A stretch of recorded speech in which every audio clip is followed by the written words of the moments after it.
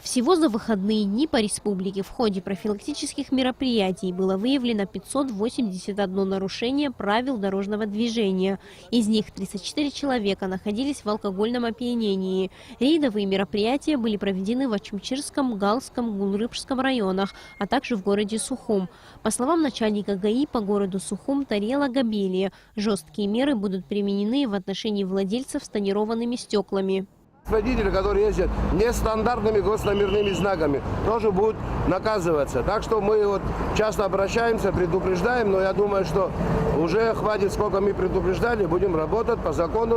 Во время проведения рейдовых мероприятий за работой сотрудников Управления государственной автомобильной инспекции районных отделов ГАИ наблюдал лично министр внутренних дел Абхазии Гари Аршба. По его словам, участившиеся рейды в черте города, а также в других районах республики связаны с тем, что в последнее время увеличилось количество дорожно-транспортных происшествий. Зачастую будем проводить такие мероприятия и также будем привлекать прессу для того, чтобы общество и народ видел. Пьяный водитель это очень опасно.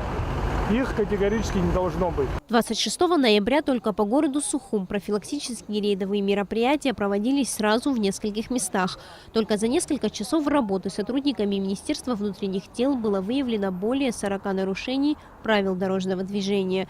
7 водителей находились в состоянии алкогольного опьянения. Также подвергнуты административным взысканиям водители, управлявшие автотранспортным средством без документов на право вождения, за нарушение правил тонирования стекол, а также водителей автомашин без номерных знаков. В Абхазии проводится мероприятие для пресечения правонарушения касаемо статьи 117 части 2, статьи 119 части 1, части 2. Почему именно делается уклон на эти статьи административного кодекса?